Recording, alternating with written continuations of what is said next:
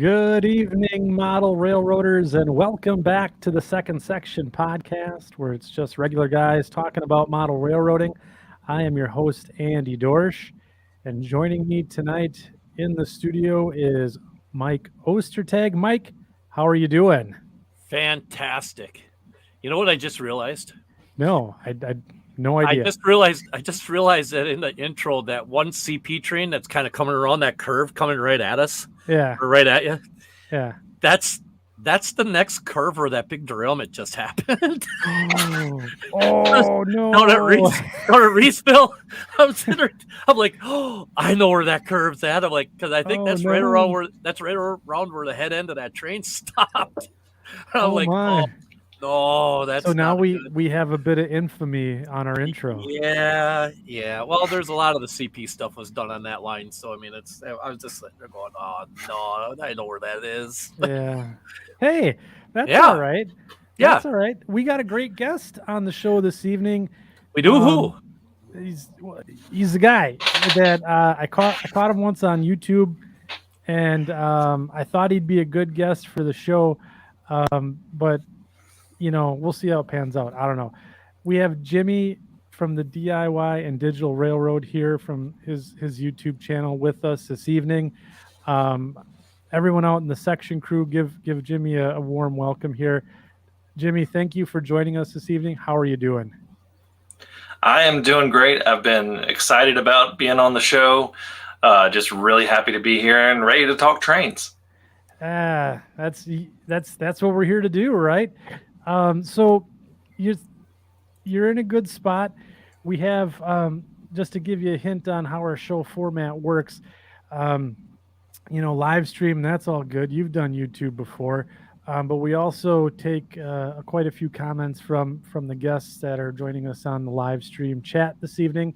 So be ready for those. There's tough, hard-hitting questions that'll come up. But for those who don't know who you are, or have not seen or subscribed to your YouTube channel, and I recommend that all of you do.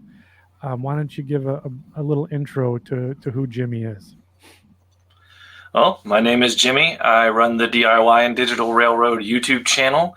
It is a channel that encompasses a little bit of everything of model railroading, because I firmly believe you kind of got to be a jack of all trades in this hobby, and that's part of what makes it one of the few super hobbies in the world. And it's a mix of people who are interested in the hobby, giving them an intro to get them curious, and then also touching on stuff to get people in deeper to where our experts are, to where they get curious about some things that I'll say maybe about operations or scenery or electrical work, and then getting them into where they're really looking in for the experts of our hobby, whether it's in the different publications or things like that. But it's really just about generating interest in the hobby and showing just how fun this hobby is, because I firmly believe this is one of the most family-friendly hobbies out there. It is a great hobby for STEM and STEAM, because it also has art in it, and it's one of those things that I believe that you should be doing it with your kids, because it has so many things that can inspire and help them figure out what they want to do in life, whether it's art, whether it's electrical engineering, whether it's anything in there. There's a lot of different things in here. So that's really the motivation behind the entire channel, is just getting people to not only just enjoy the hobby, but see the value in it. Oh, okay. Can I have our first question, please? Yeah. Let's dive right into it. Because this, to me, I've already seen in the chat, at least one, maybe two people have already asked, what kind of coffee are you drinking? That's the integral stuff right there. I figured that I would have been probably hung out to dry if I didn't have a cup of coffee right now. So I am just drinking, I think it's just some Starbucks that was in that my wife had in the Keurig. So I was like, I gotta make a cup of coffee for the show. I actually told my wife about the one episode where you said, this is coffee that I reheated it from something this morning or whatever it was. It was coffee laying around, and I told her, and the first words out of her mouth were, that's what I do. I'm like, yeah, like 3 times a day. You heat it, put it on the stove. You take a drink, you put it down. You heat it back up, you drink it, you put it down. It takes her an entire day to get through a cup of coffee but it's heated 5 different times. But I thought that was cool. I laughed so much when you said that. Yeah, I'll sit there and just be drinking so much coffee. I'm like this, and I'm floating in my chair. So are you an all-day coffee drinker? I know this isn't a show about coffee drinking, but I have this affliction where I have to drink an absolute gallon of coffee before noon. Otherwise, my brain doesn't work right. Are you an all-day? I'm probably a twice-a-day coffee person. I'm probably like 1 in the morning just to get me going, and then 1 at about 2 o'clock in the afternoon when everybody's like hitting that where they just fall asleep at their desk at work or something like that. Yeah. And Paul has got some good advice here. Don't mix up the coffee mug with the paint water mug, right? Yeah, I've done that actually. So. Oh man! I was really focused. And how'd that end up? How'd that turn out? I realized quickly that I had made a mistake. That's good. So you also do a handful of other things on the YouTube channel as well. To let everyone in on the inside joke, you have a segment called Coffee and Trains, right? Yes. What's the whole premise about that? I know a lot of people here are posting what they have are having in their coffee mugs right now. So give some of the outsiders the inside scoop. Well, the premise is a lot of times we, as model railroad YouTubers or podcasters, we talk about the what and the how, but a lot of times we don't talk about the why. And we also don't talk about, a lot of times we'll get so zoned in on a certain way of doing things. We'll see all these, either it's like these magnificent layouts that we'll see in our publications or things like that. And we don't talk about our own model railroads and what we like, because a lot of people have a very different view of what they like in a model railroad versus a lot of times what we see. So just a discussion mainly about different things. I typically try to frame it as one that's just a general discussion, one that's a topic of a more specific thing for the more seasoned model railroader a month. And then I'll do also what I call the virtual model railroad show, which actually sprang out of COVID when all the train shows got canceled. I was like, I'll just show people's railroads. And then I like to do a Q&A as well, because there's a lot of people who just have questions that don't know where to ask sometimes, and it'll lead them to finding more places to get the questions answered. Yeah. It's one of my favorite, I guess we'll say, segments of your channel. Look forward to it every week. It brightens my day when I see that come up on my feed. So that's cool. It's fun to do. Yeah. A lot of, I think even Mike, you had a question that you asked Jimmy.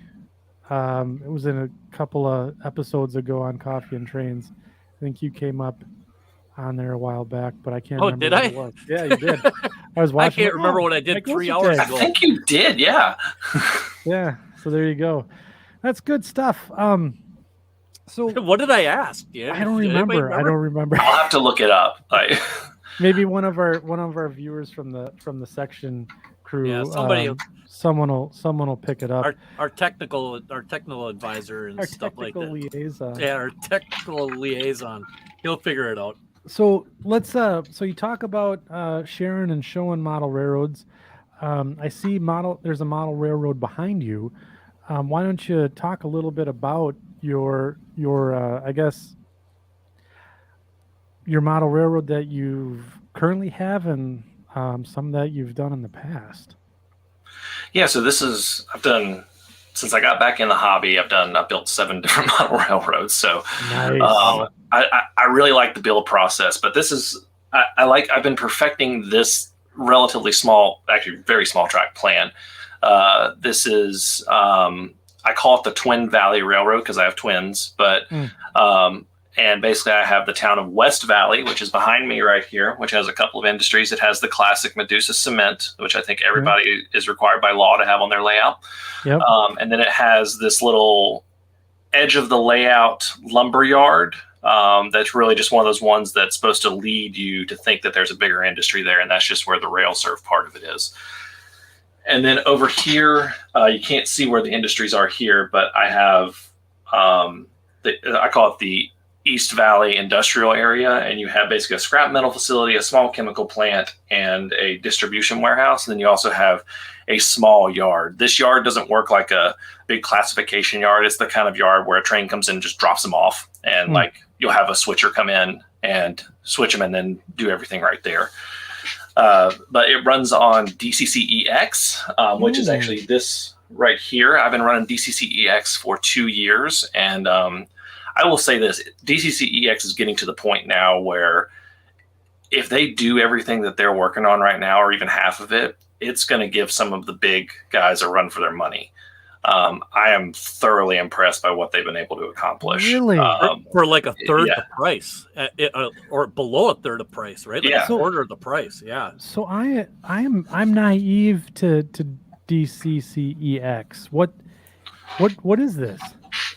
So I think a lot of people remember when DCC++ came out. That was the DIY DCC system with Arduinos, and the guy left the code open and everything.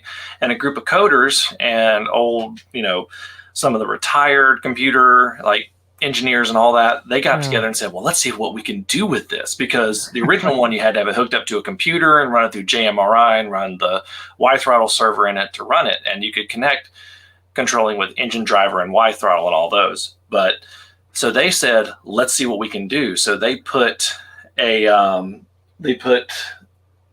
motor shield, which is what you use to just power electrical motors. And then they put a Wi-Fi shield on top of this. And they actually have an option for a little LCD screen, which I have on there. And it can run as its own independent DCC system wirelessly. So I actually bought a cheap little track phone Android that I use as my controller, running engine driver. And let me see here. Let's see if it'll. Oh yeah, live demo. This is going to be interesting. Yeah, we haven't had this hear it. Oh yeah, we can hear it. We can hear it live. And then there's still this is a first. Yeah. So the horn was actually the Jivo in the back over there, but. I couldn't. But yeah, and you can control it, and they've actually gotten it to the point now where if you're using DCCEX, I've had to attach little leads here that I can clip to a piece of track, where you can actually adjust CVs on it now through engine driver. No way! And holy cow. That was the game changer for me, to where this is serious. So it is, and they're talking automation with DCC. It's called X-Rail, I believe. If someone is on the team and I'm doing this wrong, please say it in the chat, because I'm not an official representative of DCCEX. But yes, Heath. That's exactly what it means, Heath. That's what it means. That's what it means, Heath. You got to build your new layout first, Heath. Yeah, right? Exactly. There you go. Exactly. There you go. He told me today he was getting his heckles ready, so. Yeah.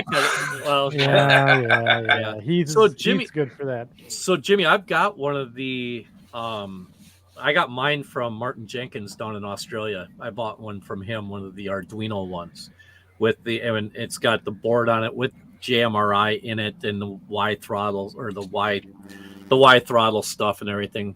So what is the big difference between what I've got and DCCEX? Is it just the fact that they've tapped into the more functionality of it, or is the basic premise of it the same? Or so it's originally was based off the original DCC++ coding, and you can load on your setup DCCEX. They've actually gotten to the point where they have an installer where if you want to do this, and I'm going to do a video on this soon, like a 2-year update of me running this. But they've got it now to where the installer runs flawlessly. You don't have to code. You don't have to do a thing. You just have to plug it in, find it, plug it in. And I have a Mac, and they now have software for Mac that works. So they're getting everywhere. And I actually use it also. I built this on a video a while ago, but this is another DCCEX setup that's just the regular Arduino. That's actually the old DCC++ setup minus the wires. And I just have some alligator clips to where I can switch it between the tracks. And this is the programming track clips, and then this is the the main track clips if I need to run something, and then there's a little power that I can plug in. But I can do NHO. So that's one of the cool things about DCCEX. If your layout's far away from your computer and you want to program with JMRI, you can build something like this for really cheap and then do your programming in JMRI, which in my opinion is easier than doing it on a system where you're having to scroll through CVs and things like that. Would I still be able? I forgot. Yeah, the guys are Ralph and a couple other guys reminded me. Yeah, I've got a Pi Sprague on mine. So does that make a difference? You wouldn't have to use that. You can plug the Arduino directly into it, and JMRI has an option for DCC++, and you just set up your connection that way. Gotcha. Wow, that's kind of cool. That's so the whole premise is it's kind of build your own then. You don't have to have so I got a brand new Digitrax system sitting right over here. But I could probably effectively run a reasonably sized layout with a DCCEX layout. Is there any limitations to it, like amperage or?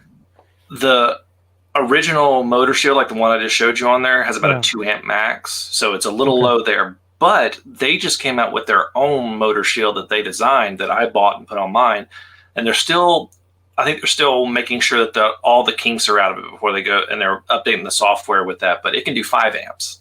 Oh. So there is some stuff. And of course you can do boosters. Like you can just buy Tam Valley and things like that and put boosters on it if you need to. And I haven't tried it yet, but I'm pretty sure you can put just about any circuit breaker on it. That's sweet. I am so naive to this. Like if it doesn't come out of the box, when it comes to DCC, I'm clueless, but that's really cool that now you can basically do it yourself. Huh. Yeah, and it's one of the cool things about the hobby. It's like some people enjoy doing this. Some people are like, give me a system that I don't have to do a thing to. I plug it in and run. So that's the great thing about this hobby is it has so much for so many. So speaking of your layout, how big is your footprint back there that you have behind you? Oh, this is only 2 hollow core doors right here. Oh wow! Yeah. So you get plenty of railroading in for just not even a lot of space at all. Yeah, it was a lot of tweaking and figuring out the design. It's got a lot of inspiration in it. And one of the biggest inspiration was Model Railroaders Virginian. That was the big inspiration for the yard. Mm-hmm. I think that is probably one of the best 4x8 plans that's ever been made. Is that the one that David Pop did? Yeah, it was back in 2012, but they crammed a yard and 3 industries in 4x8 space, and it's all got scenic breaks and things like that. And I was just ugh. Yeah. And they built little branches off of that one too, didn't they? Yeah, I think they originally hooked up the Turtle Creek branch, and then they made I think it's called the Thin Branch. Yeah. But that's been a big inspiration for me. Is that one? I think that's a great design if you want a yard and you don't have a ton of space. That was when I first got back into the hobby. Right around then, that was one of the things that really drew me in was that Virginian 4x8 layout that they built. That was so cool, so well done. Yeah, and if you haven't seen it yet, go look it up because it is a fantastic little layout. It certainly is, that's for sure. So we have tonight 80 people in the chat with us this evening. So just give a shout out to the section crew. Welcome everybody to this evening's show. If you have questions for Jimmy, make sure that you're getting them into the chat. We do have moderators out there. They're the folks with little blue wrenches next to their names.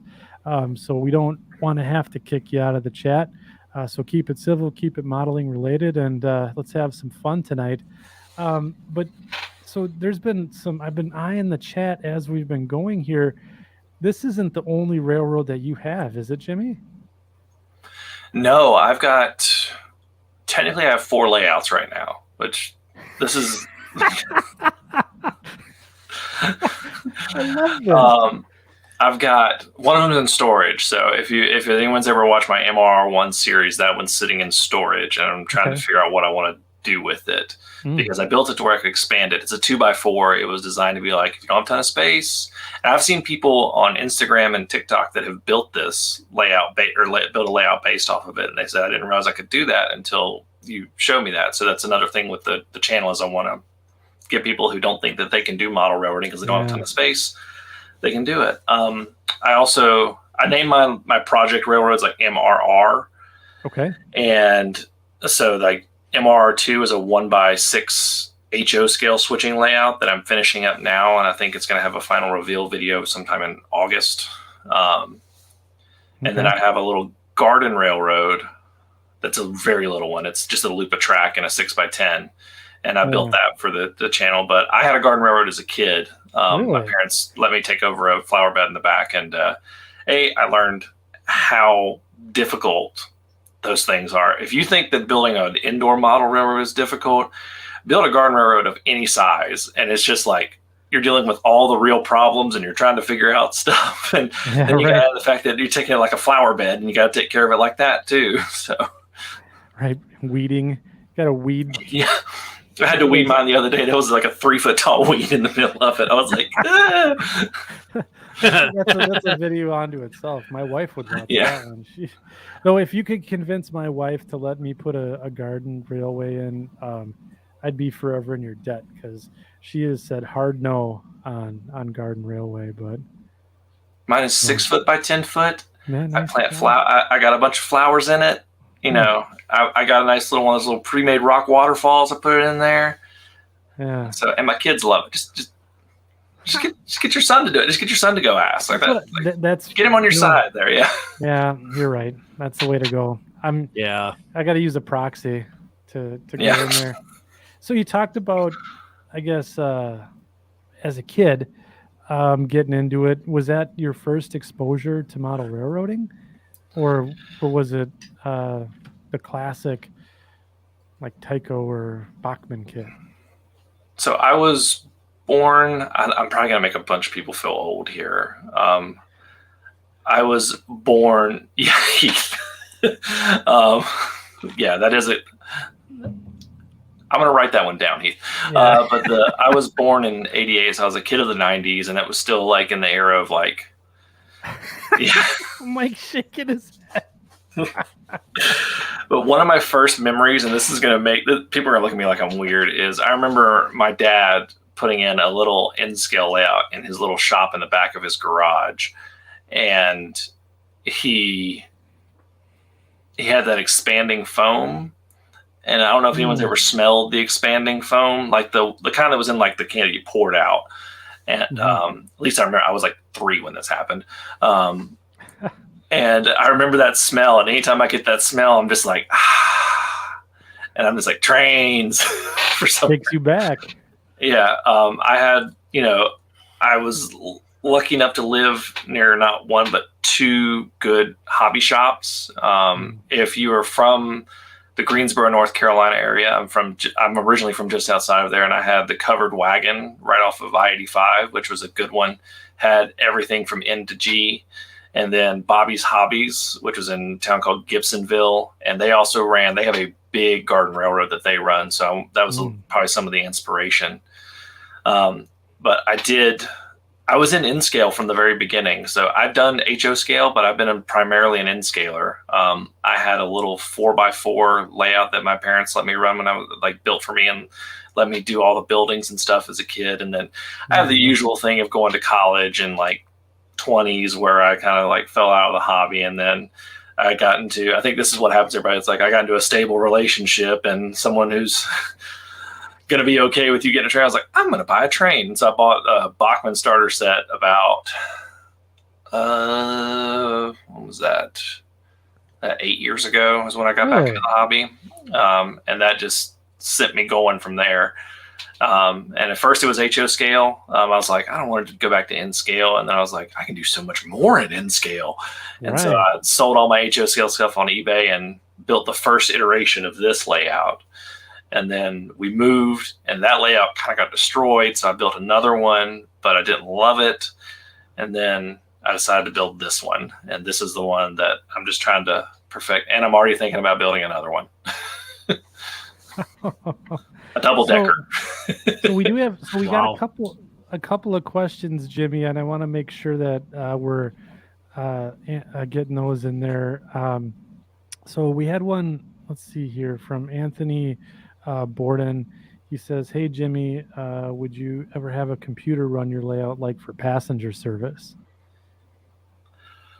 I think I would have it to where it was something I could switch on and switch off like a feature. Kind of like some people, like I have it where I can switch from between DC and DCC just by unplugging one, like a quick little barrel plug. I can swap them out. So I think running it as a feature, I do have a couple of commuter rail sets. I have the Chicago 400 from Kato, and I have We've seen that. one of their Metra sets. That Chicago 400 set's nice. Yeah, I really like it. I'm envious. Yeah. I kind of want to come out with that in HO scale. That would have been awesome. Yeah. Yeah. I went a little crazy with passenger sets at the beginning of this year. I bought like that one. I bought the Zephyr, the Burlington, the Zephyr. You got the Burlington too? Yeah. I bought some Amtrak, and then I was going a little nuts. I was like, okay, pump your brakes. You've spent like a lot of money. You need to stop. No, we're all friends here. Just keep going. You're doing great.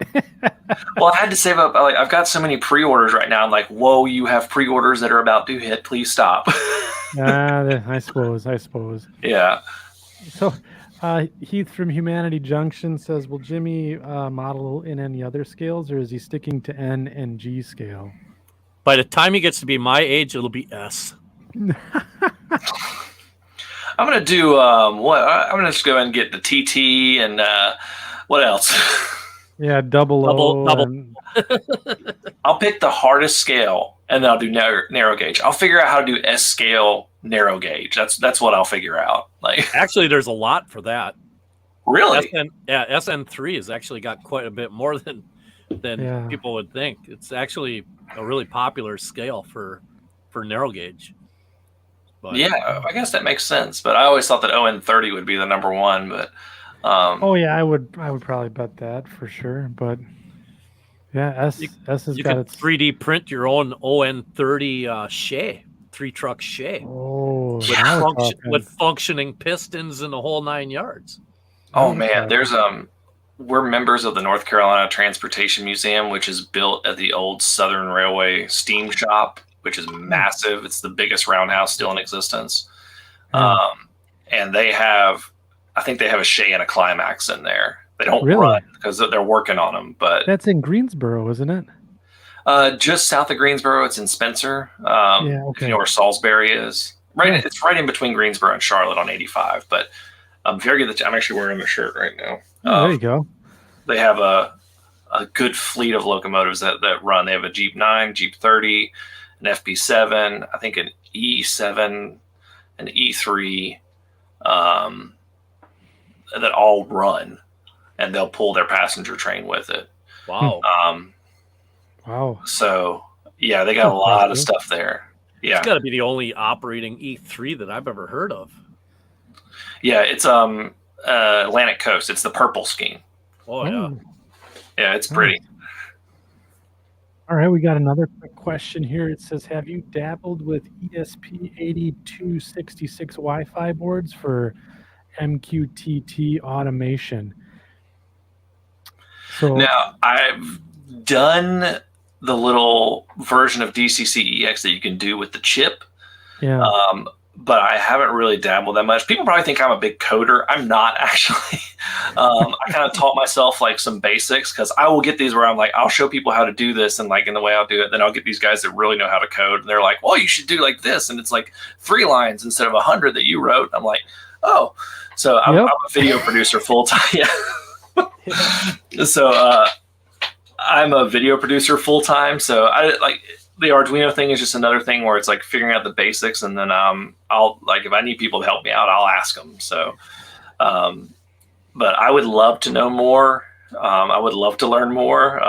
Being a parent kind of curtails how much time I have to learn stuff. But no, the only reason I bring that up is because I saw the MQTT, that acronym come up, and I use that in my work every day. So I think it stands for message queuing telemetry transport. So basically it's a way to send messages, right? So, but yeah, I was just like, oh, I wonder if Jimmy knows anything about this. Well, let's throw that one out there. But I'm about to lose all my credibility on this podcast. Yeah, we're just gonna burn you right to the ground here. You're gonna be fully exposed by the end of this.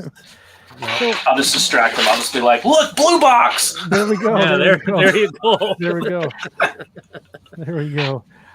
So that's really it's really cool how you have you're multi-scale. You're doing the DIY, right, in your YouTube name, with the DCC system, and then you're also inspiring a lot of modelers out there too. That's really cool. So why? So I think we touched it briefly here, but why did you choose Nscale as the primary? Is it just because you could do more, or was it kind of like a bunch of factors, or what was the real reason? I like expansive scenery. So I grew up driving all over Western North Carolina, which if you've ever driven there, it's just rolling foothills into the Appalachians. And it's just gorgeous scenery. There's a lot of rail that runs through it. I know people have heard of the old Fort Loops. That's where they are, going into Asheville. So if you've ever seen, I can't remember his name. NS Modeler. Yeah. So Josh. He's got that. Yeah, I've driven by those loops many times. And that would be why I'm just so influenced by that expansive scenery. I went to Appalachian State University, which the main road through campus used to be where Tweetsie, the Eastern Tennessee and Western North Carolina, used to come through. And one of the places we used to hang out used to be one of the work, like the restaurant used to be a work facility. One of the main streets is called Depot Street.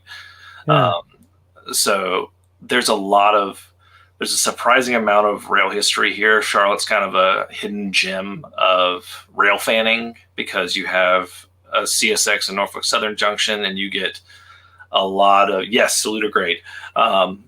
You get a lot of foreign power here. I've seen CP, CN.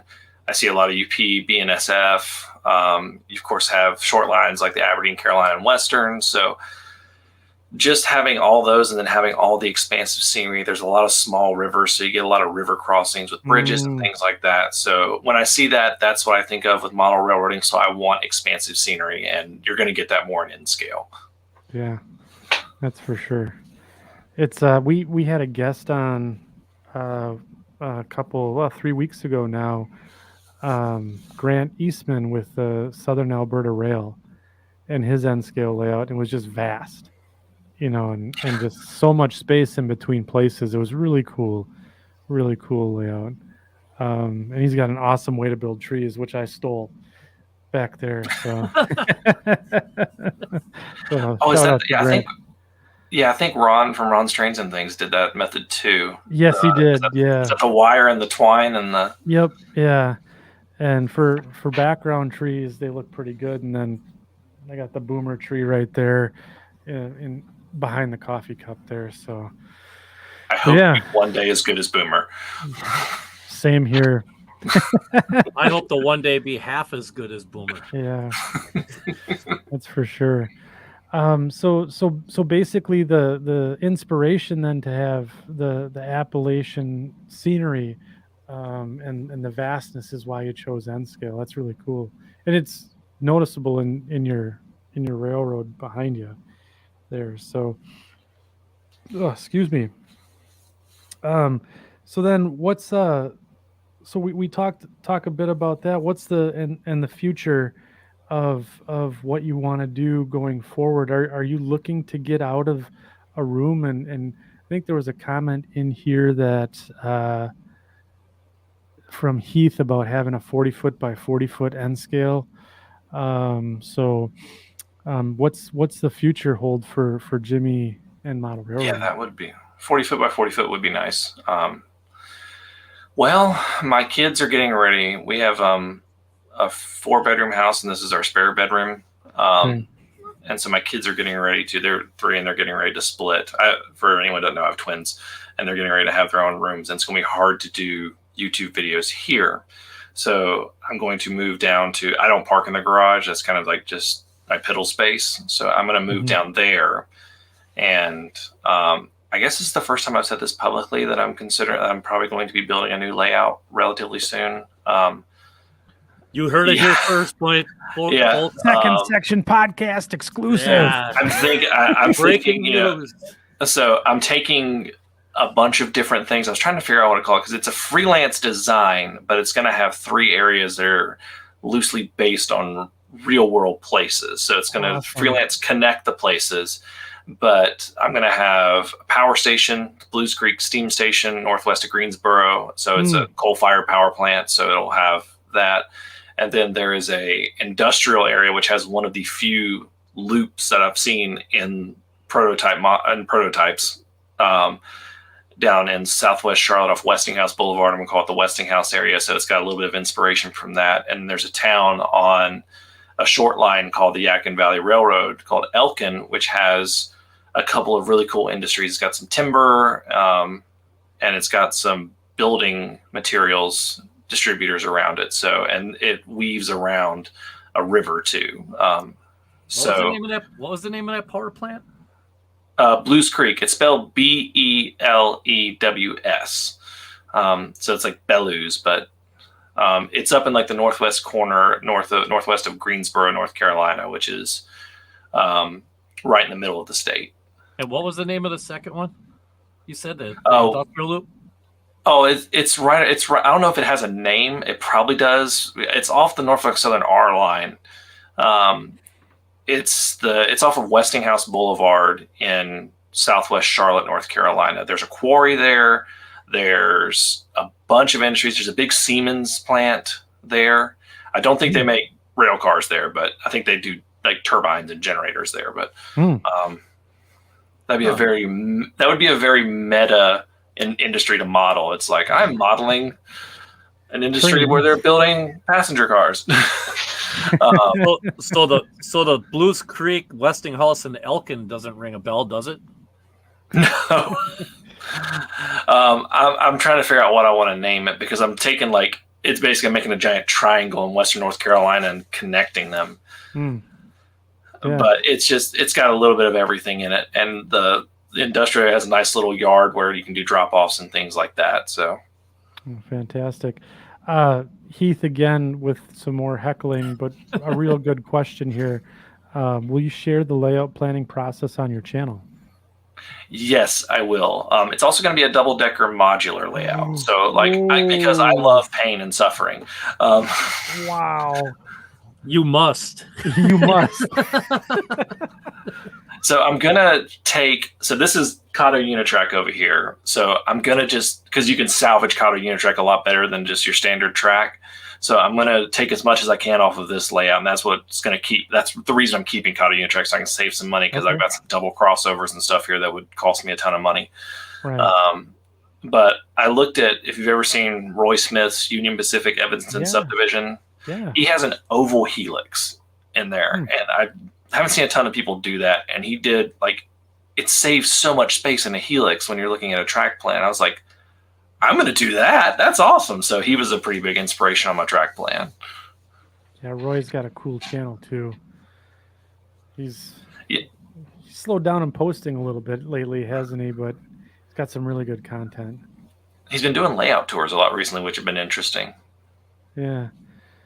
So, that's really cool. So I guess maybe this might be a good segue into our surprise segment here. So Jimmy, I'll let Mike tee it up, but we're gonna take a pause in the interview here, and I think we're gonna do something a little different here. So Mike, why don't you take it away? Well, gee, that was smooth. Gee, thanks, if there's anything, I'm the king of segue / awkward. If you need someone to awkwardly hand off something, just ask all of my business associates. They'll tell you Andy's the worst. Yeah, there's why don't you just go do that now? No question about that. Yeah. So Jimmy, the surprise is go out to your driveway. No, there's no car. No, that's a different show. Oh, that's a different show. Oh, all right. Never mind. Sorry.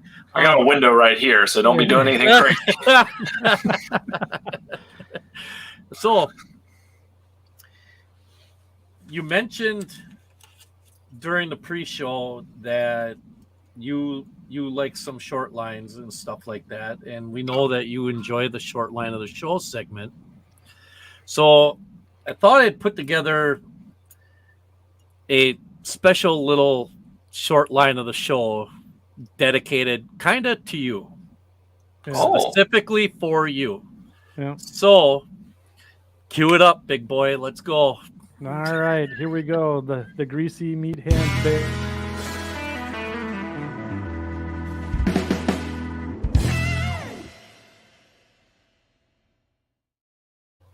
Now, I expect you to be fully interactive with this. Yeah. This is going to be, let me put it to you this way. I was told about this yesterday. Yeah. I gave him all the notice in the world on this. Yeah, he gave me less than 24 hours of notice. Oh, do you think you can put something together? I'm like, I'm sorry.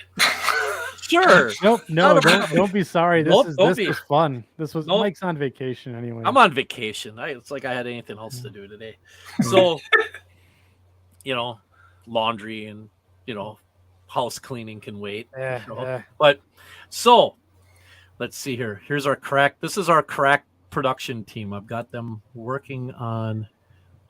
Where's the thingy that I need to hit? Oh, this is hashtag not prepared. No, it's prepared. I just can't. It's behind a bunch of papers. Oh, there we go. Now I can see the bottom of the screen. All right. Let's see. Share screen. And we're going to go here and here. And we're going to go. Pa-da! Hey! We're going to do the Yadkin Valley Railroad. All right. Now, this goes away from the whole premise of the short line of the show, because the Yadkin Valley Railroad is part of what I call a conglomerate. It's part of the Gulf in Ohio, which owns, I believe, I think they just signed another railroad. I think they have 7 now. I think it's 6 or 7 now. But so anyway, so I included both of the logos. The Gulf in Ohio, because we're going to cover a little bit of both, and the regular Yadkin Valley. So the Yadkin Valley has got 93 miles of track. It's headquartered in Rural Hall, North Carolina, and it has 2 branch lines. And let's see here. Can you see my cursor right here? Yeah, I can. Okay. The main line, and I mean not just main line, like railroad main line, but the primary line extends from Rural Hall to North Wilkesboro. And the line from Rural Hall to Mount Airy, we'll get into this a little bit. This line is only 30 miles. The other line is 63. But yet, if you saw the way this railroad operates, you would swear it's a 2,000-mile long railroad just looking at it. Really? Oh my God. Yeah. They act like they're the big boys. And we'll get into that a little bit. How am I doing so far, Jimmy? Is this right on base? I mean, oh yeah. Feel free to fact check us live. That's what we're all about. That's what this is about. Their primary connection to the outside world is with the NS in Winston-Salem. They have trackage rights between Rural Hall and Winston-Salem. Primary, as you can see, primary products shipped are poultry, feeds, wood products, steel, plastics, propane, ethanol, and they do a bunch of rail car storage. Oh. Yeah, and if you look, they actually have their main areas are like, they do have a job. We'll get into this in a little bit under operations, but they have a job that starts out of Winston-Salem and then a job that starts out of Elkin. And it's the way they do this is kind of slick. Oh, hey, operations. Look at that. Hey, look at that. So this is the best that I can gather. And Jimmy, stop me when I do something wrong here. ET1, which is basically the local out of Elkin, North Carolina. They go to work at 0400 in the morning. And they do a bunch of switching between Crutchfield and Roaring River, North Carolina. And if we go back to, if you look, Crutchfield is right here, and then Roaring River. So they're basically Those are awesome town names. Isn't that neat? Yeah. How about the town name of Rhonda? That's just, or that's not a town. That's literally an exit off US 421. I'll tell you that. Right Fact check. Yeah. Hey, I only had 24 hours. Come on. Yeah. So that's what they basically do, is just go back and forth in that area. So then their road, quote unquote, road train is YV1, and they go on duty right around 4:30 in the morning at North Winston Yard. And then they run from Winston, North Carolina, west to Wilkesboro, North Carolina. And then in between there, and this is where it gets kind of fuzzy, is they change crews at one of the three towns, either Birch, Elkin, or Roaring River. From what I understand, Roaring River used to be the primary crew change spot, but that has since changed because of the amount of work that ET1 has got. So, because I guess business has just picked up so much for this place, it's just the size of these trains that they're running they're for a short line, it's only 63 miles long or 93 miles long with a 63-mile primary and main line. You would swear that these trains are traveling hundreds of miles, and they're not. They're big trains. So what they do is YV1's crew goes out, and then they swap trains with ET1 and become YV2 and head back towards Rural Hall, North Carolina. And then ET2 changes crews also, and then that crew takes YV1's train back to the west and does the way work along the way, heading back west. And then the line is that other line, that 30-mile line, is just used used as service on an as-needed basis, because I guess the business is kind of sporadic out there, so they don't really. Have I got that about right, Jimmy? Yeah, and you can actually, if you go on Google Maps, you can go and literally see where the trains are sitting. Like, I think right now the image they have, you can literally see one sitting in downtown Elkin. I think I may have updated it, but there's a little interchange there. So that's honestly probably one of the best places. They probably do it a little bit closer to. There's a couple of industries that are fairly close together that have a passing siding and a little runaround track. So that's probably more of where they do that. But there's a lot of timber, like, doing all of that. And then there's also a lot of building materials out there. And also North Wilkesboro is the original home of Lowe's Hardware. So that's where it's from. And so right now, if you follow it all the way up, it kind of does that rough terminate fade to grass thing that a lot of old short lines do, right at an old Lowe's distribution warehouse.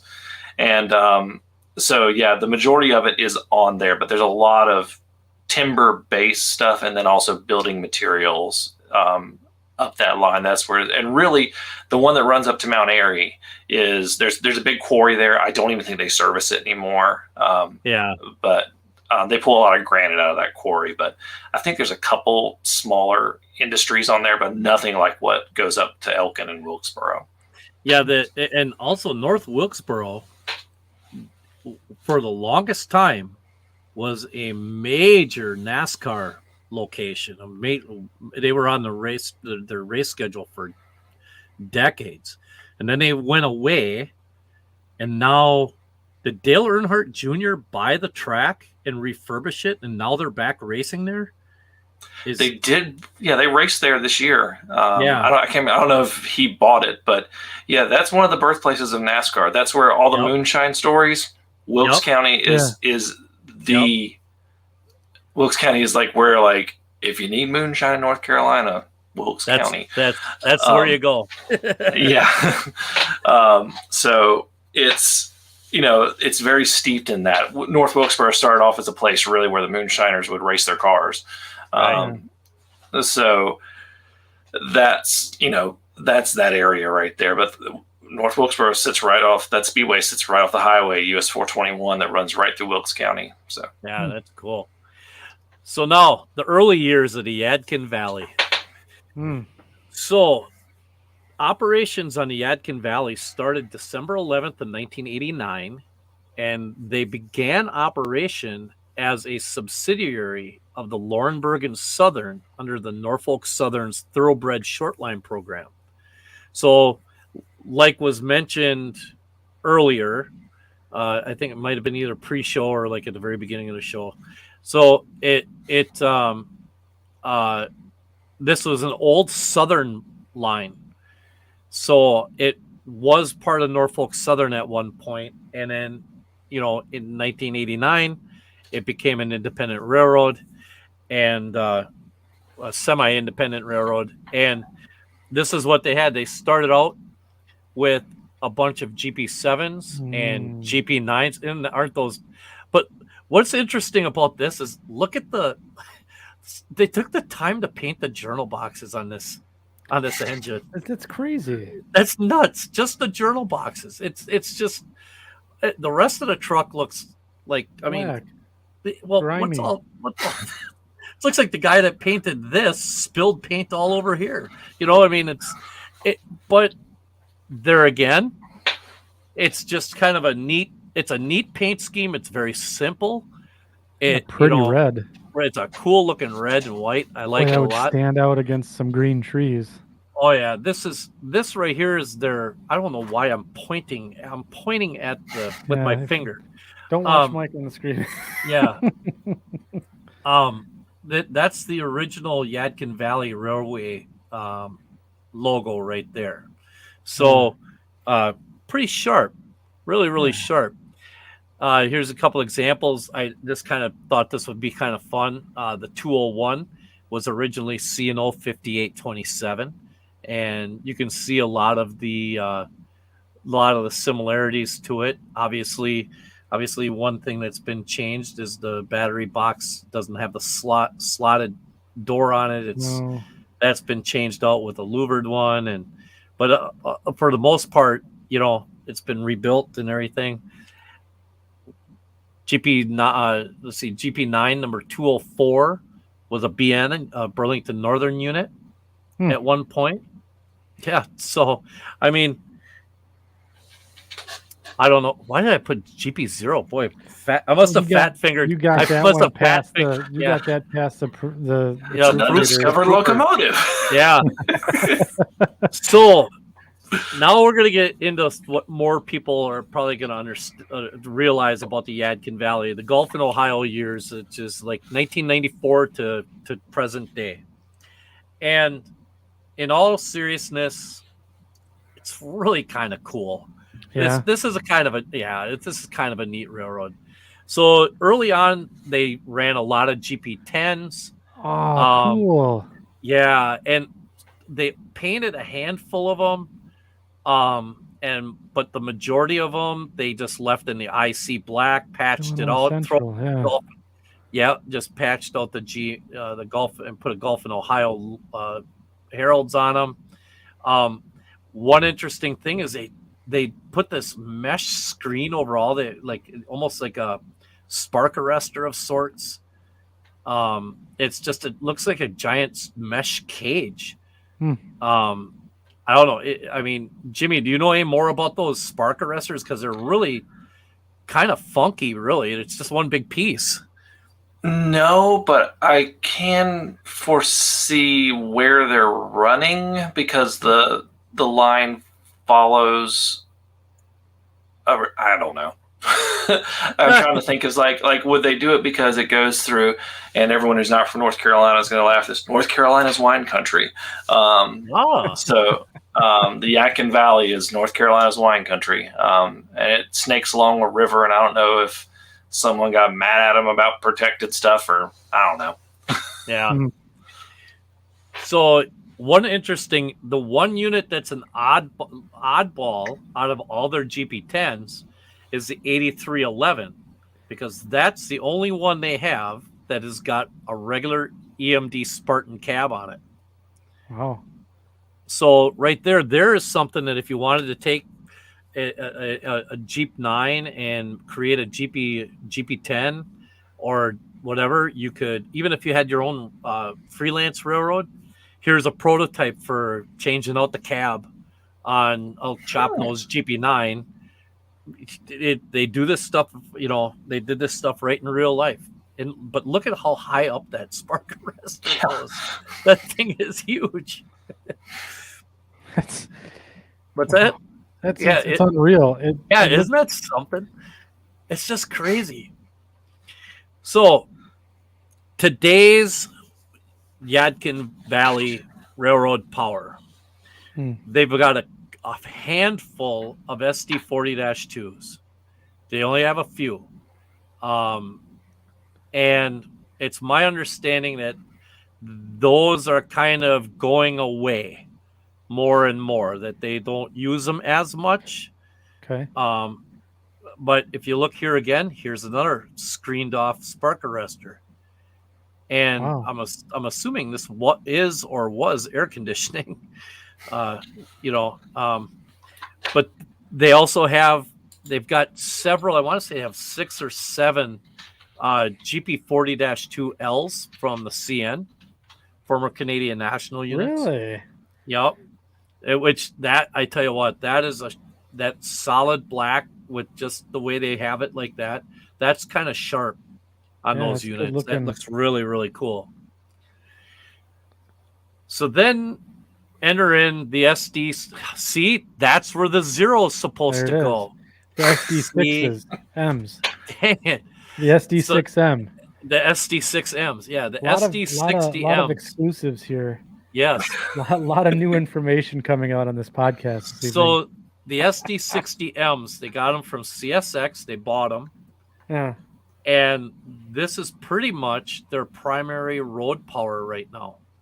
They look sharp. Holy cow. I tell you what, I wish this bad boy right here wasn't there, because and they're shiny. Every video that I've seen and all the photos you see of this railroad, everything for the most part is shiny. You go back here, shiny. Here, maybe a little dull, but they take care of their equipment. They take care of their stuff. And this may have been freshly painted too, but still, it's just a sharp looking paint scheme. They've had some oddball locomotives they've got the SD40-2 with a snoot nose. That's a UP, a Union Pacific Heritage unit. That's and cool.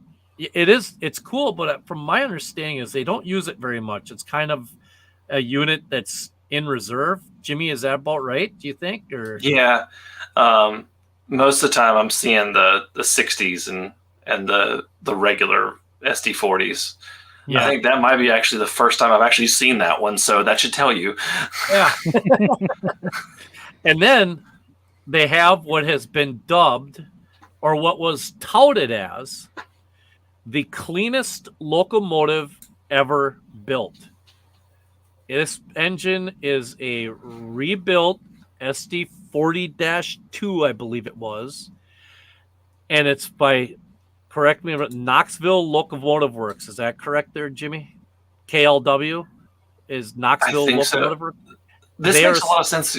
Yeah, this makes a lot of sense because they have a biodiesel transloading area. Yeah. Oh, so really? they this unit was actually, the KLW is a subsidiary of Gulf and Ohio.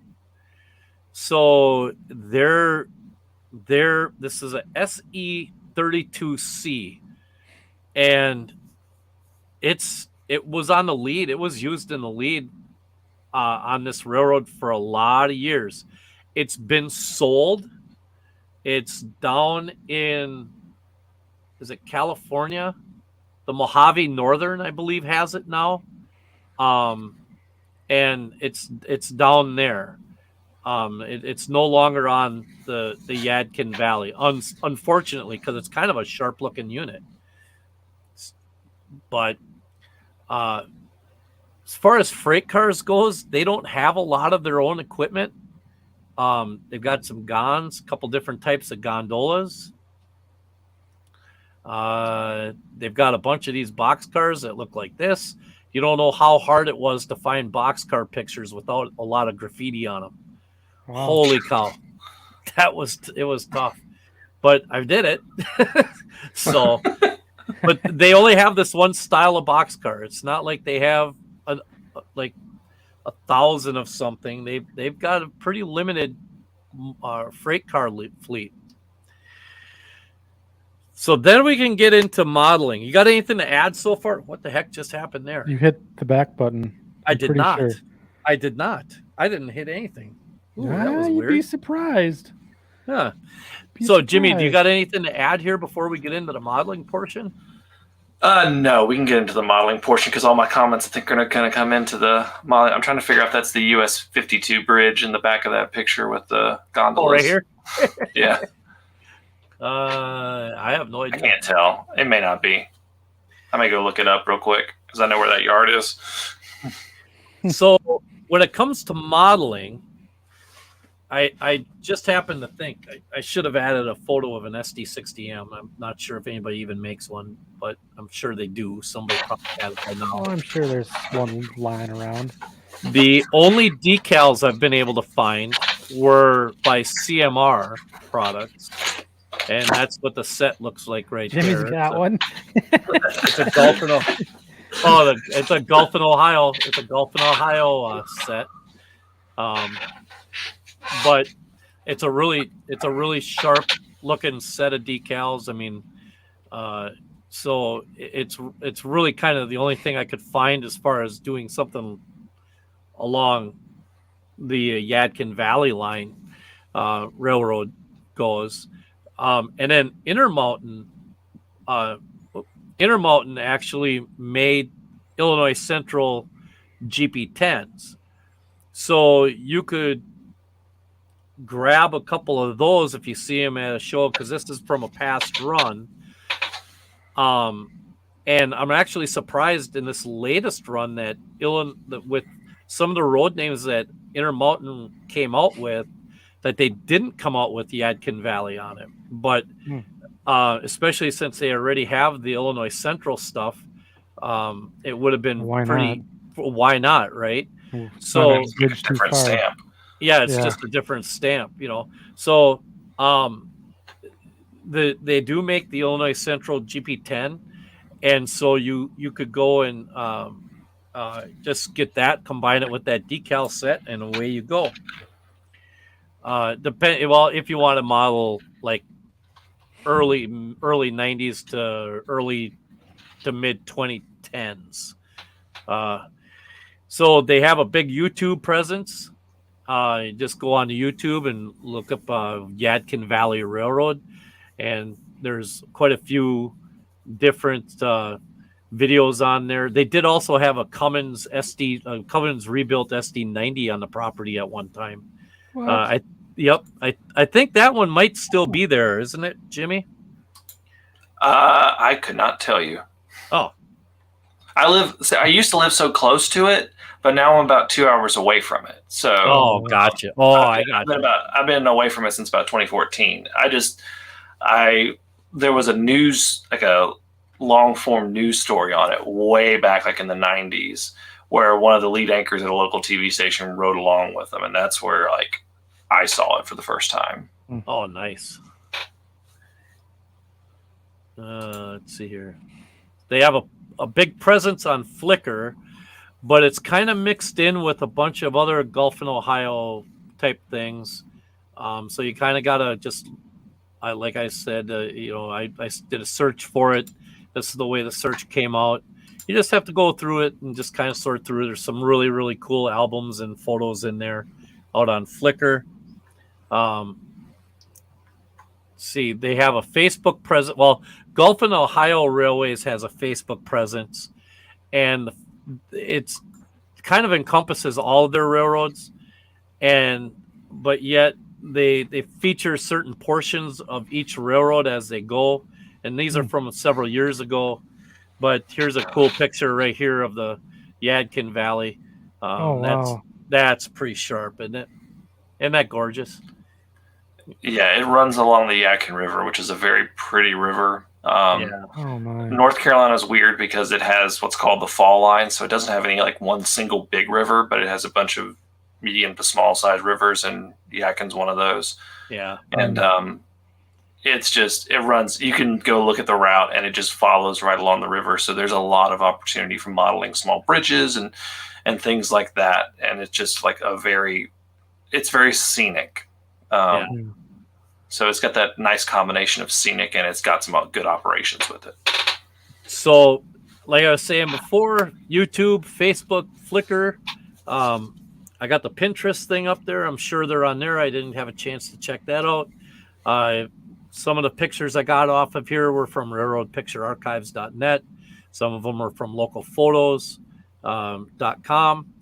Check out those guys. They do a great job. They're pretty comprehensive with all their photos. If you can't find it on there, and I mean, you're going to find it someplace eventually. But I mean, that's a pretty good place to start. Those two places right there. So, and that is the Yadkin Valley Railroad.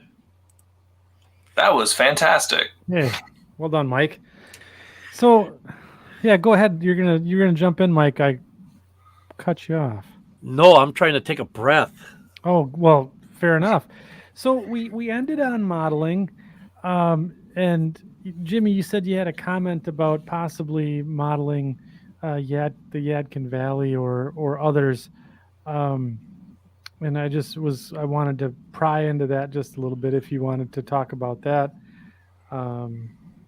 or we'll talk about some manufacturers and get spicy. We can do that in a minute. Yeah, let's do that in a minute. If I'm modeling a short line, I would definitely want to do the Yadkin Valley. I was actually trying to design it in a way that I would want it, my next layout, to where I was doing that, to where I had like a combination staging coming out of staging Winston Yard, and it went and did all that, but I just couldn't make it work. So I decided for this one, I'm going to build it modular so that if I get into a bigger space, I just push the modules apart and build it kind of like a semi-Toma approach. There you go. So it's going to be 4 modules. I'm designing this one to be able to fit into just your standard U-Haul box truck because we're not going to stay in this house forever. That way I can just put it on wheels, roll it up in there, move it, roll it back out to we just required to have a garage in the next place too. So I would Are there no basements in North Carolina, or it depends. The older houses have them. The new ones, like they're just a bunch of slabs. So I wish we had a basement. My grandparents had a fantastic basement. But yeah, there's not as many. Now, when you get up into the mountains, oh yeah, there's basements. Really? Yeah. But down around here, it's just, with Charlotte's kind of exploded in population, and like they're just building neighborhoods as fast as they can build them and trying to get people houses. So that doesn't really lend itself to basements. Interesting. So let's you add this as a talking point, and I thought it was interesting to hear takes on your favorite manufacturers. So you held up a model.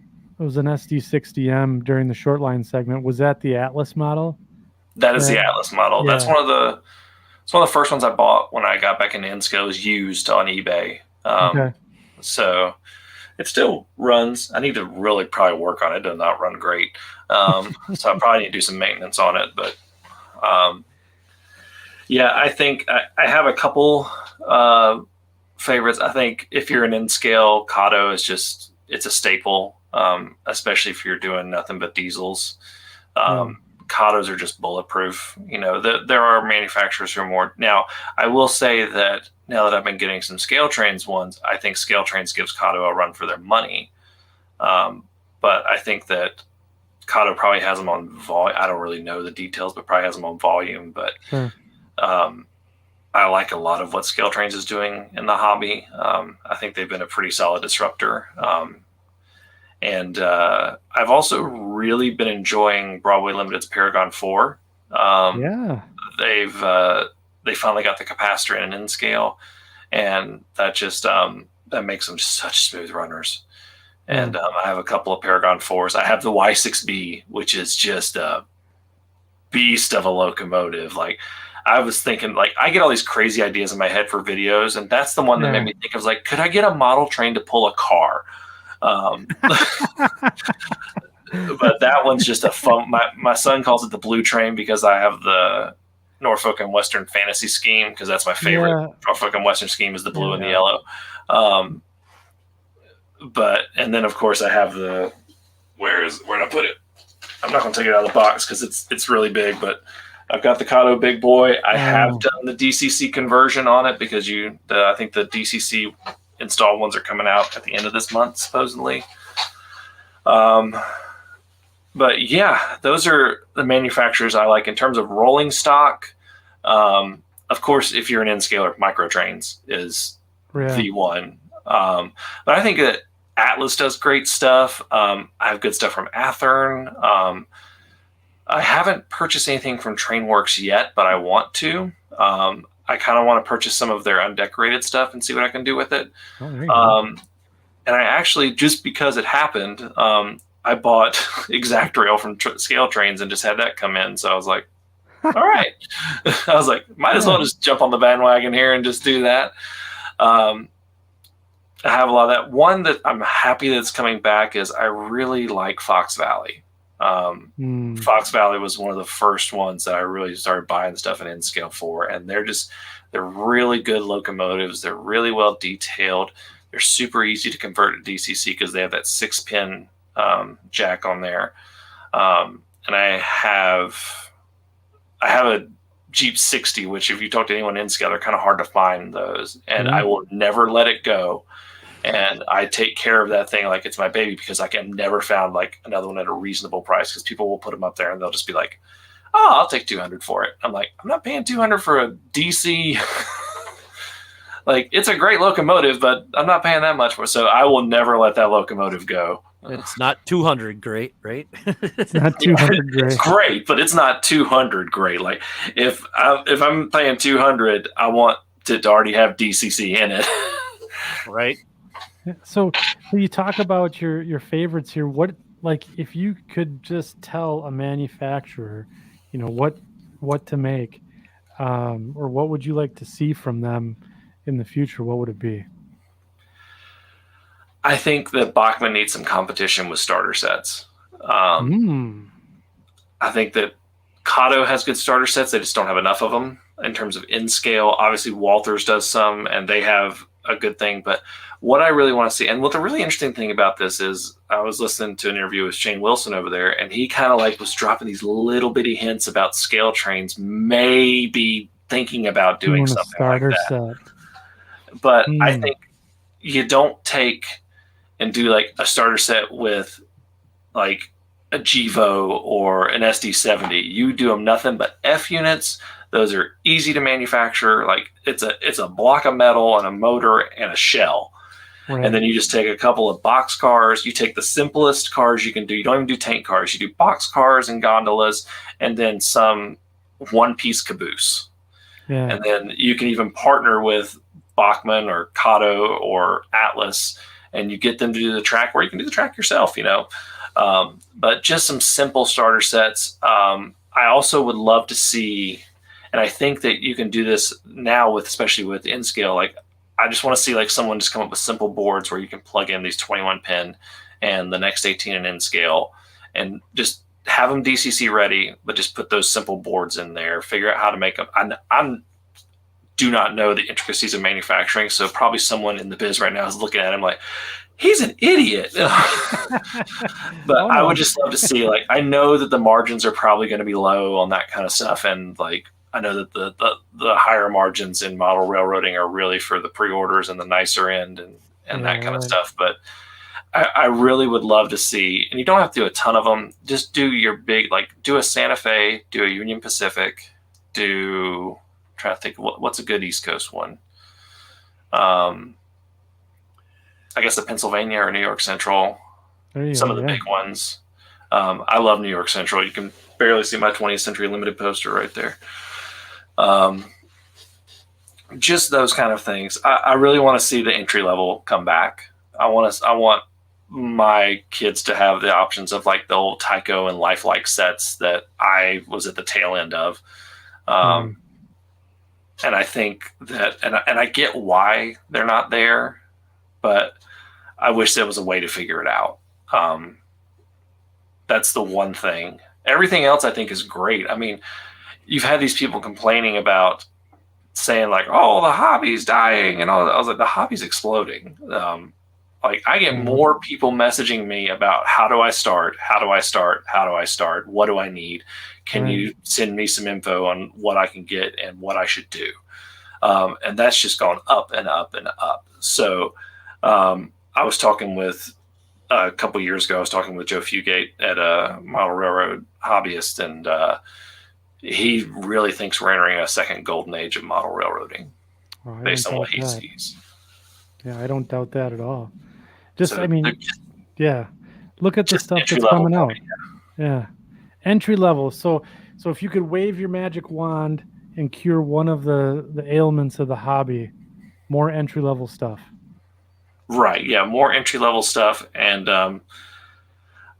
yeah, that would be, and I would be happy just seeing more of like the Atlas Train Man and the Walther's Train Line, just those levels too.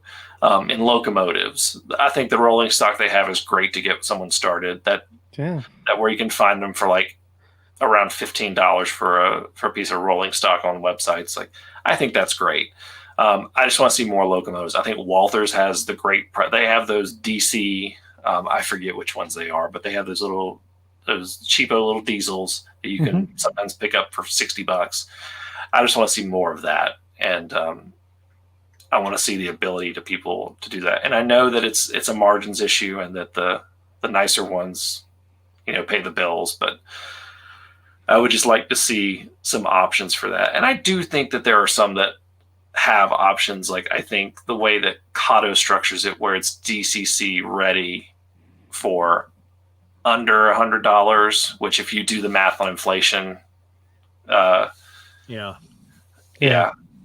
And then I also like they do that, and then you have the DCC and the DCC sound, and then Scale Trains also has operator and rivet counter, museum quality, and things like that. So, and of course they all have their different tiers: Walther's, Atlas, Athearn. All of those have their different tiers, but just seeing a little bit more put into those in terms of the locomotive side. I think we have affordable rolling stock, if nothing else, with the used market. I think there's a lot of decently affordable rolling stock, because you guys know when you first start, you're not looking for a specific road name. You're like, cool box car, cool tank car, and you're just doing that. So I think the rolling stock is somewhat satisfied. I just want to see some affordable locomotives, and that's also a reasonable thing that I hear from. That's the thing that I hear a lot from my viewers. It's a really high barrier to entry. Is cost in this hobby. I believe that 100%. I've always said that we need to go back to kit manufacturing also. A lot of the thing is the ready to run stuff is we're in a world of instant gratification where everybody, even in the hobby, where people just want to take something out of a box, throw it on their layout and go. The days of somebody being patient, a lot of the modelers have lost their patience because it's just so easy to just go buy what they need and, take it out of the box and be done. Where I think if you brought back kit building, you really would start seeing that renaissance come back in, and because that's kind of a lost art, really. I mean, that's my opinion, but I mean, I don't know how much kit building there is in Nscale, but Yeah, that's the hard thing about Nscale. It gets fun, but I figure, like, I think 90% of the furniture I bought for this house was a kit. Let's bring it back to models. Right? Yeah. The desk I'm sitting at was a kit. I just did the same thing for my wife upstairs. The 2 pieces of furniture up there, they're put together, they're kits. It's yeah. So I love IKEA, but yeah, right. Yeah. IKEA make trains. Do that. They do, don't they? The wooden ones. They do have the wooden trains. Yeah.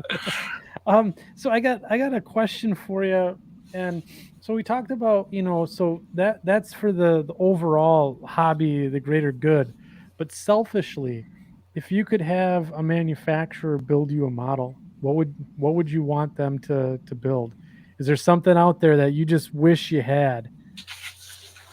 This one right here, Southern Railway 6900. I think it had a different number back in the day. It's an E7 or E8.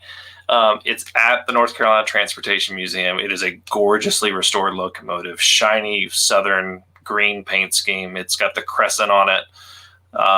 It's just pretty. When that thing comes through, my son calls it the green train, and he gets so excited.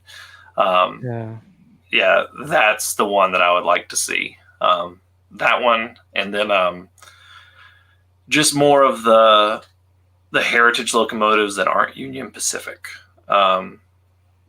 Not heritage, but like the restored steamers. Like I want to see more, 611 and that kind of stuff. Right. Yeah, I know Bachman made it, but I want to see more of it. Like I want to see some more of those things, or just go around looking at what's in all these museums and start making it. That's what I want to see. At least in Nscale, we have a pretty significant. We're deprived of a lot of steam in Nscale, and steam is a beautiful thing. Well, isn't that what? Who is it that just came out with that Missouri Pacific caboose in HO scale? I can't remember who just did that. But there was a thing online where they went to the Museum of Transportation in St. Louis, and they measured the one that was sitting there, and just went end to end on it, and then they made the car, and that's one of my favorite cabooses of all time. I always think those are kind of cool looking cabooses, but that's kind of goes to what Jimmy's saying, about going to these museums. That's a great idea. There's so many things in these museums that will just never be seen again.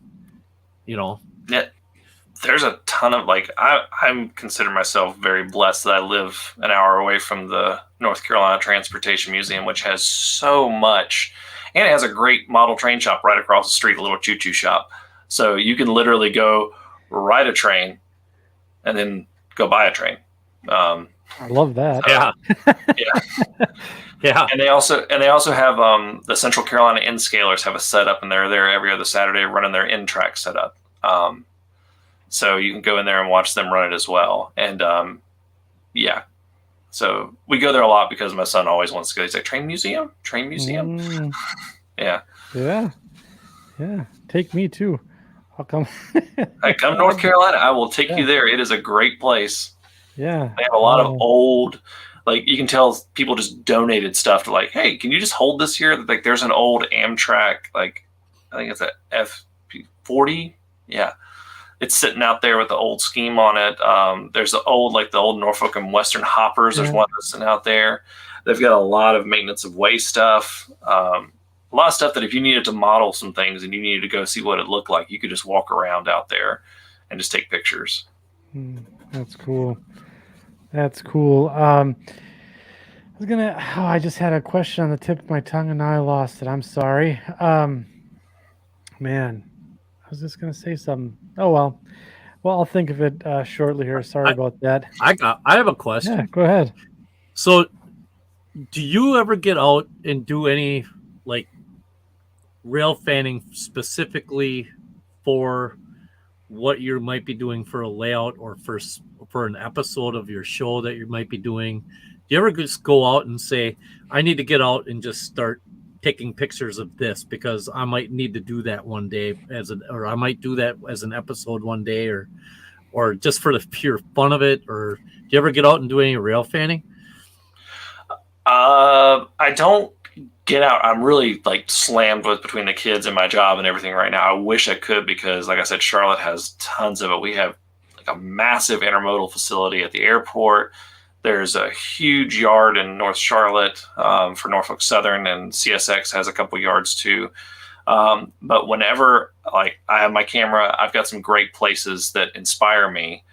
And anytime, like I can scroll about 3 pictures back and I can show you, like I took a video of an intermodal train that was passing by so that I could look and see how it was stacked and what containers are running on it and that kind of stuff. And what kind of, because if you look really closely, you know, a lot of people are going to try to run, you know, the same type of well car on there, but I was seeing TTX, I was seeing BNSF, and I was seeing all these different ones and really looking at it and seeing that they, you know, stack all of the ones with the containers on them at the front, and then but they're also hauling a bunch of empty ones at the back to take to another facility. So seeing those things and modeling, those are the kind of things that I pay attention to. And I look, I've got a lot of tracks that I cross. I've got a yard lead that goes over I-85 for CSX on my commute every morning, and I'll see something going by almost every morning. So I'm always looking to see what kind of cars are running, what era of cars are running, what can I do like to go somewhat in the right era. I'm not a hardcore rivet counter, but I do like to keep it relatively close. So those are the kind of things that I really look at. I want to do more of it. I've always said if I won the lottery, I was going to buy a giant old textile mill or something that was sitting right on the main line here and fill it with model trains, like put a investment fund in there so it could fund itself, and then put a big platform for rail fanners where they could just come, there's a parking lot, go park, sit up there and watch them. Oh, that sounds awesome. So if anyone wants to give me money to do that, I'll hashtag not sponsored, but yes, let's do that. Right? Let's do that indeed. So I want to give Jimmy just a second to catch his breath here. So any folks in the section crew out there tonight, still rolling about 80 or so folks out there. Throw out some questions if you have some, what you want to ask Jimmy about his exploits in DCCEX or his Nscale layout or his YouTube channel. Get those thrown out there. But I wanted to get everyone a last chance to get some questions out there before we wrap things up for this evening. I'm sure Jimmy's got to wake up early in the morning tomorrow, so especially with those kids, don't want to keep them out too late tonight. So Mike, I just any questions or thoughts running through your head right now before we click over to Jimmy for some final thoughts? You want the thoughts that are actually running through my head? No, not don't let's Oh. I mean no. No, I mean this has been a lot of fun. You know, I mean it's always good to have another content creator on with us. Yeah. You know, it's always interesting to see. Okay, so this might get into another hour-long conversation, Jimmy. So I apologize. Oh boy! Do I need to switch to beer from coffee, or yeah, well, yeah, you're not going to sleep. So do you? How do you really come up with the content ideas that you have for your channel? Do you basically play off of a theme and just go with a certain theme for a little while and then change that up, or do you just kind of try to hit certain bullet points and kind of keep mixed up, or how do you come up with the content for your channel? So what I do is, and this is where, for the few of you that have watched my channel and don't know, I am a professional video producer, so I kind of have a leg up in this.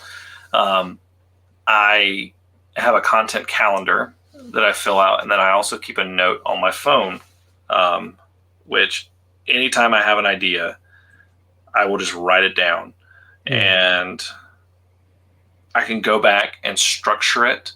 One thing that I see a lot of people do, and I realized that when I'd watch back my analytics and everything, is like I don't do too much focused on seasonal stuff. Like you'll see me in December, I may do one Christmas related thing, but just figuring out things where like I like to have at least one slightly deeper dive video a month, one geared more towards the beginner side a month, and then I'll kind of fill in the rest. Like if you look at my Coffee and Train series, I do one that's like maybe a hot button, maybe something that, and then ones that's like these are some things you can do. And then I have the virtual model railroad show, which I just enjoy doing because I like showing people like, hey, every layout is not perfect and immaculate and built for a photo shoot.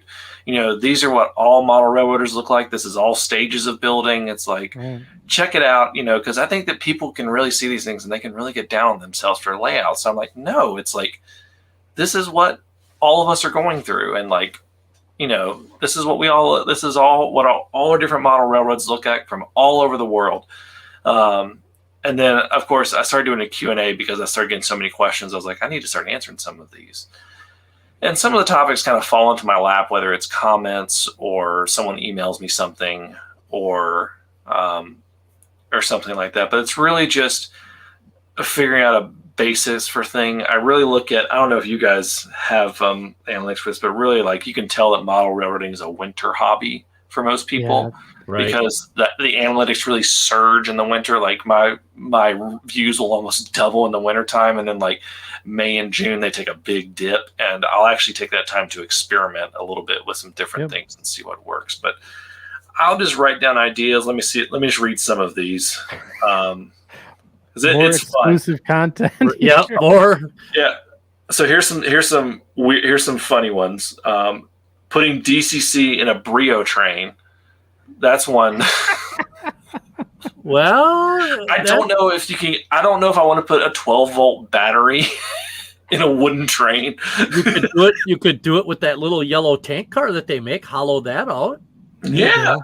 You know. Yeah. Of course, I said the model train pull a car. That would be cool to see. Yeah. I've also thought it would be fun to, now that Bachmann makes the Thomas the Tank Engine stuff, like go into like T-Track and try to remake some of the Thomas scenes in Nscale that everybody like my age grew up with Thomas the Tank Engine, because there are so many people who are inspired to model railroading from Thomas, because for those who don't know, it's running on LGB track, like that's all G scale. And it's really cool to see the behind the scenes on that kind of stuff. Just different things of, let's see here. Ringo Starr as Mr. Conductor were the best ones, or that, or George Carlin. Those were the best ones. Yeah, but then I realized that I stopped watching it before Alec Baldwin became the person. Oh yeah, I forgot about that. Really? I was like watching it back with my kids, and I was like watching it with my kids. I was like, "Is that Alec Baldwin?" Sorry.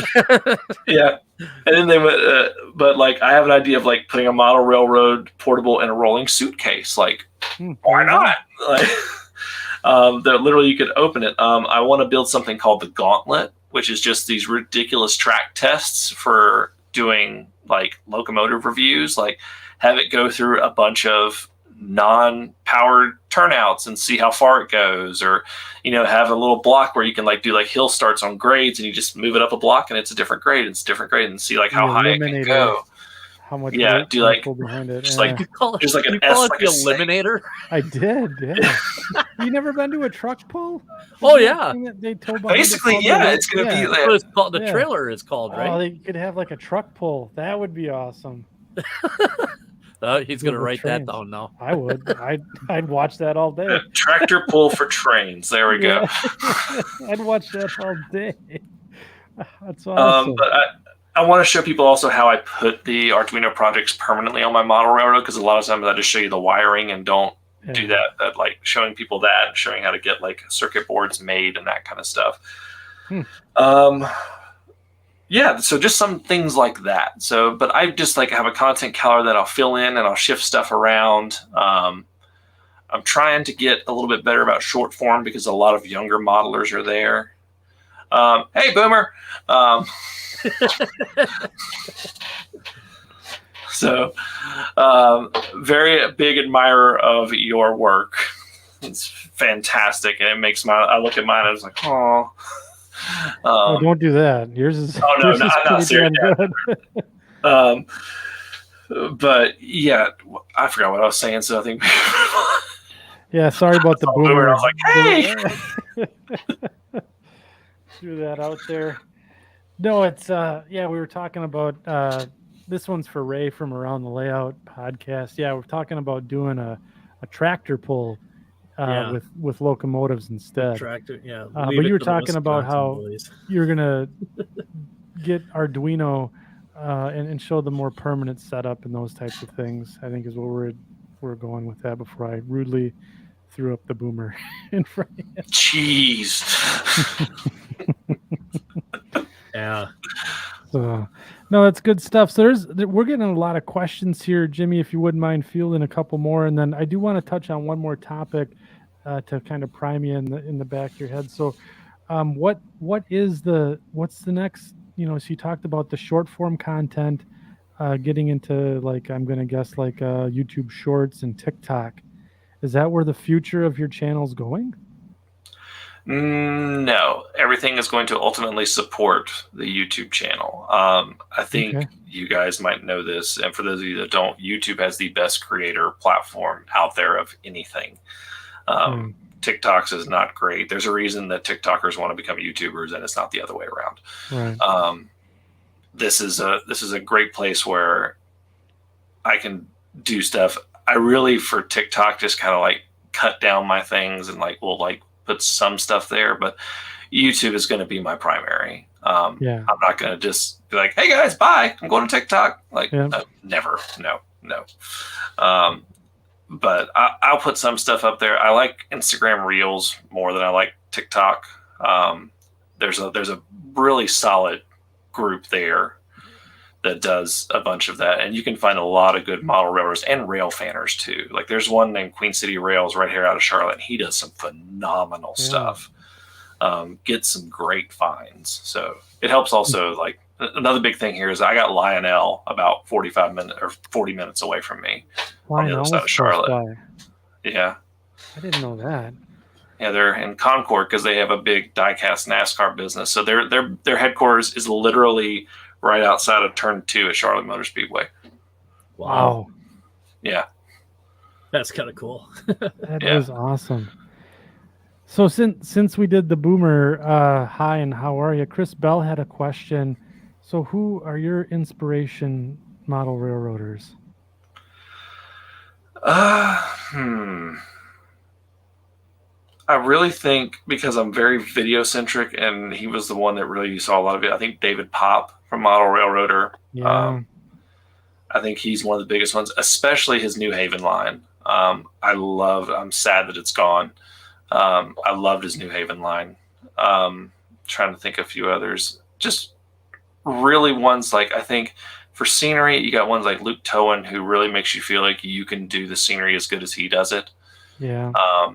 I know he does more just overall modeling than, I know he's building a railroad, but I think he's the gold standard for tutorials on that kind of stuff. I'm trying to think of a few others. I grew up with model railroad subscription, so a lot of model railroader guys in there. And just looking at now when you're talking about design and all that kind of stuff, I really, I've talked a lot with Joe, and I think that his Toma thing is something that's really that a lot of people need to pay attention to, because you don't have to build your entire railroad at once. Like you can build it one section at a time. And Toma's the one module approach, right? The acronym TOMA. Yeah, and there's just a lot of different ones. I'm trying to think. In terms of other ones that you may not have heard of, if you've ever seen the YouTube channel, the Oregon Joint Line. Oh, yes. That is like the most fun little channel to watch. Yeah. And he has this, Oregon Joint Line. Yeah, I love that. That's another day on the UP. Yep. But he talks about like how nervous he was to do that massive expanse of empty scenery, and he'd never done that before, and he just has this great layout that he explains the operation so well. NS Modeler 24, Like he is younger than me. He's somewhere in North Carolina because he's modeling Asheville and Murphy, and he's got the Saluda grade and the old Fort Loops. And that's a really cool area to model. Just a lot of those. I think that I really think that YouTube has made the hobby explode, and like the internet has just like brought the hobby to where it has never been before. And I think that's one of the great things about it. I mean, look, we would have never even met each other, you guys. Probably. Right? So, yeah, exactly. Yeah, exactly. Yeah. No, that's good. That's awesome. All right, I'm going to give you the lightning round here real quick, and then we'll do closing thoughts here. So Tom Klomoski's asking, what do you use for operations on your Nscale? Yadkin, you're at Yadkin Valley. No, you're Nscale. I got Yadkin going through my brain. Wow. Layout. I designed one of the things that got my YouTube channel started is I designed a Google Sheet that could automate and route cars and that kind of stuff. And I put it up on the Model Railroad subreddit, Model Train subreddit. And they said, you should do a video explaining that. And that's what started the YouTube channel. Really? It's like episode 2 of my video. So if you go to oldest, it's the second video.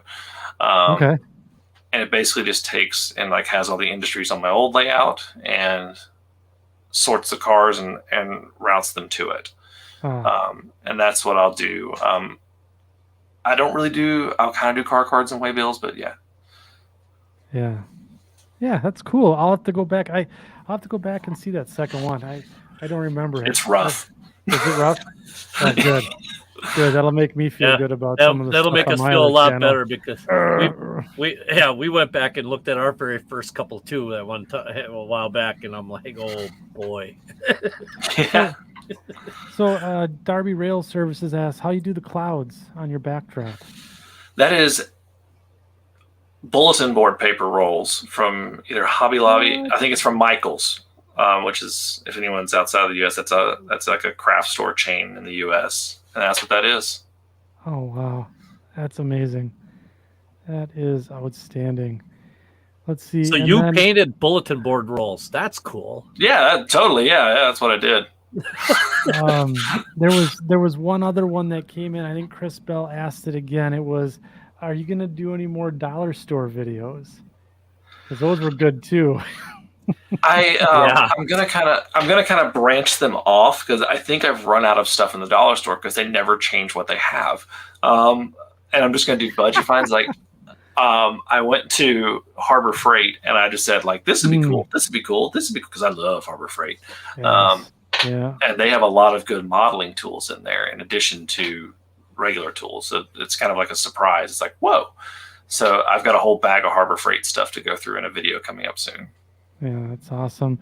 And then Chris Bell just says, thanks. First found Jimmy's DIY and digital. He inspired me to kick it into gear. So I think I would echo that as well. I know you've been an inspiration for me to get going on my model railroad as well. And I've learned a ton on your channel. That's what I'm here for. That's what I'm trying to do. You know, get some guys off the armchair modeling. That's right. That's right.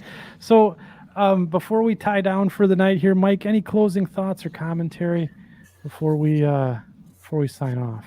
No, thanks for coming on there, Jimmy. I mean, it was, I know you guys that you've got a pretty busy schedule and stuff like that, but thank you very much for taking the time and coming on with us tonight. And it's a lot of fun. We're going to have to do this again.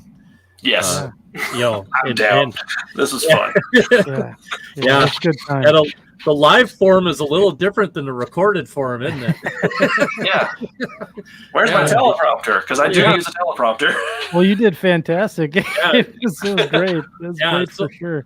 No, I mean, it's really interesting to see. We haven't had very many Nscale people on. I mean, we just had one on here not too long ago and stuff like that. Grant, but, I mean, it's Grant. Yeah, Grant was just on. But I mean, usually, Nscale's not something that's really, I don't want to say showcased, but it's kind of not one of the scales that pops into everybody's head right away, so, but it's really cool, the stuff that you're doing. And I can't wait to see your new ideas for your quadruple decked, Yadkin Valley layout that you're going to build Yeah. now. I want to see this. This is going to be good. I think you should just do the Yadkin Valley. Pull the pin and just go do it.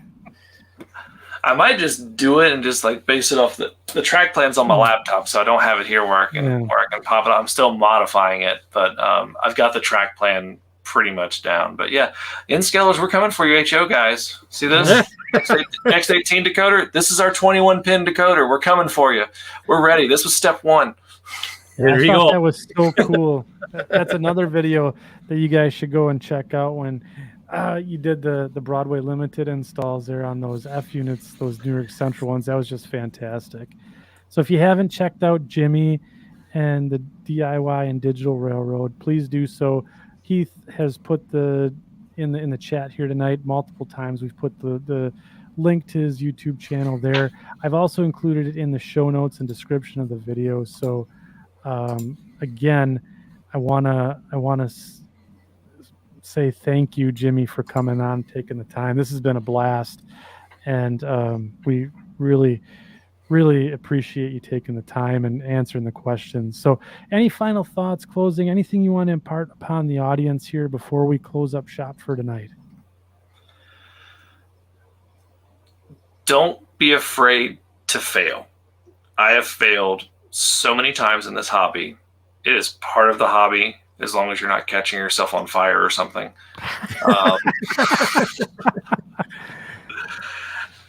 All we tend to see, and it's the same way with just the way social media in general is. When you see all these articles of these beautiful railroads, you're seeing the highlight reel. Yeah. You're not seeing the blood, the sweat, and the tears that went into it. So you may see a railroad that took 20 years to build, and you're not going to have that right out of the gate. Your first, your second, your third, your fourth, maybe fifth, sixth model railroad may not look like that. But ultimately, it's about what makes you happy. If doing something where you just have an okay amount of scenery and you've got, like Bachman Easy Track, and you're running the trains that you love, makes you happy, and you don't feel like you got to do anything else, that's model railroading. If you love modeling a specific time of day in May of 1957, and you want to model those exact operations that happened that day on a 50-mile stretch of the nickel plate, then do that, and that's what makes you happy. The big thing is don't bring people down who do the hobby differently than you.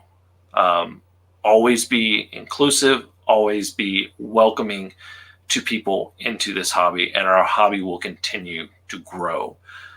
Because the moment that we start shutting our doors and shutting our hearts to people, the hobby starts dying. So I know sometimes it's tough for people. There's a lot of negativity out there in the world, but model railroading is a safe space and a happy place for so many of us, and we need to show more people that are interested in it. That was fantastic. Hear, hear. That was fantastic. That's amazing. Thank you, Jimmy. We're going to end on that note this evening. We're going to end on a high note. Make sure you catch his YouTube channel, the DIY and Digital Railroad. And then, again, tell him that you saw him here on the Second Section podcast. Fantastic show. Thank you to the section crew tonight. Moderators, thank you so much.